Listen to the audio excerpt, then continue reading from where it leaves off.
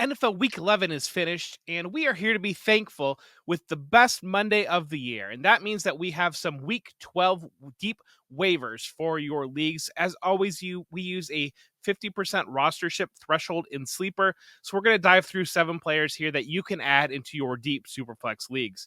First up is Jake Browning from Cincinnati, quarterback, 6% sleeper rostership. We saw Joe Burrow have the season-ending injury to his wrist on Thursday night against the Ravens. Jake Browning came in, and while he ran a muted game plan in the second half of the game, he was able to throw a touchdown pass and run for 40 yards. And so that mobility might be a real key on getting some fantasy utility, as well as the depth of weapons that the Cincinnati Bengals offense possesses with Jamar Chase, with T. Higgins, with Joe Mixon.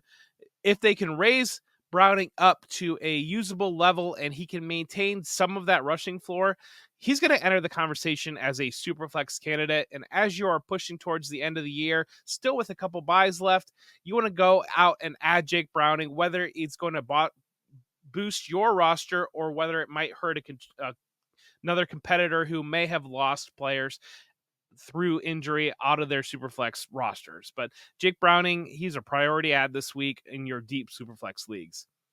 Charlie Kolar is a name for Baltimore, 5% sleeper rostership.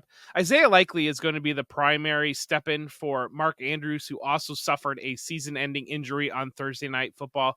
Likely had 74% of the snaps. He had 2 targets, but he didn't catch any balls. Kolar played less. He had 11% of the snaps. He did catch a pass. He comes in. He's going to be much more available for your rostership than Likely. Likely is sitting at 63%. Kolar at just 5%. It's just a name to watch to add to the end of your benches because Kolar was drafted before Likely 2 years ago in the 2022 rookie draft. So now he's coming in and getting an equal opportunity to have a chance to grow into a role. He's profiles a little bit more as a traditional inline tight end. He's about 20 pounds bigger than Likely. So keep an eye on him. Likely will probably be the ad, but keep an eye on Kolar. And if you've got deep room on your benches, he could be a potential stash there. Dontayvion Wicks from Green Bay at 44% sleeper rostership. Green Bay has narrowed their target tree down to just 4 wide receivers. And Dontayvion Wicks, while he had portraying towards a breakout with the last couple of weeks, a 49-yard game and a 51-yard game, he really broke out this past week with 91-yard receiving yards to lead the Packers receivers. This is going to be hit or miss production, and it's going to be probably a better and best ball type play. But on these deep rosters, you're going to want to add Wicks because you always want to add contributors that are stepping up throughout their rookie season. So go out, add Dontayvion Wicks in Green Bay. It'll be a little bit iffy outside of injury situation, whether or not you're going to feel comfortable plugging him into a managed lineup. But again, those best ball rosters are a great place to stash him. But heading towards the offseason, this is a player that can gain height, add some value as we move out through the offseason, and he's showing himself to be a worthy roster addition. Israel Abanikanda from the New York Jets at 67% sleeper rostership. We're cheating and adding this one. He's above our 50% roster threshold, but with Michael Carter being released, Abanikanda is worth a mention. And while it was a blowout that led to him seeing action against the Buffalo Bills, he did see action. He saw his first action of the season. He had a rush. He had a catch. So he's firmly in that running back 3 role now for the Jets. And he probably was a taxi stash for many at 67% rostership. But this is one that you want to scrub your league and make sure that he's available. Because while the Jets are very excited and believe that Aaron Rodgers could be back imminently, they have lost 3 in a row. They're sitting at 4-6, and they're falling out of the playoff race in the AFC. At some point, they're probably going to be a little bit realistic with their standing and see if Abanikanda can be the support piece to Breece Hall moving forward, and instead of Dalvin Cook, who it'll be an open question whether he's on the roster next year or not.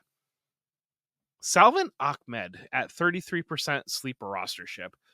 This has always kind of been pushing towards Jeff Wilson as the backup that you want in Miami. This was our first opportunity to see Wilson off the IR and to see Devin Achane off the IR as well. And to have both Achane and Raheem Mostert healthy for this game. And so the result of that was Wilson being a healthy scratch. And so Ahmed was the player that was active, and Ahmed stepped up into a role when a chain left this game, caught a touchdown pass in this game, had several targets in this game. He is the player that you want over Wilson, I believe. Wilson sits at 70% sleeper rostership, while, again, Ahmed's at 33%. I believe those should be flipped. And now we have a very good, strong idea at that. It looks like the Dolphins are obviously want to emphasize speed out of that running back position. And Ahmed brings that skill set a lot more than Jeff Wilson does. So kind of make this move, under the radar move here, and you might want to look at potentially moving off Jeff Wilson if you have somebody in your league that is convinced that he is the player that would stand to gain the most value.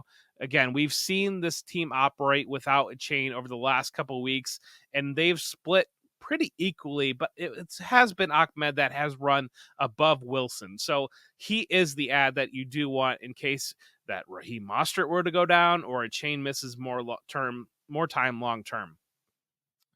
We have a situation that we're monitoring in Seattle with Ken Walker having an oblique injury. And so while we're going to wait and see how that plays out, the Seahawks do have a short week this week, playing the 49ers on Thanksgiving night.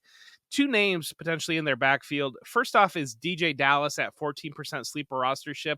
Everybody's had DeeJay Dallas on their dynasty roster at one time or another, and he has been tantalizing us with his size-speed combination, physicality-speed combination, as well as his receiving ability, to believe that if he ever did get an opportunity, there would be fantasy value here.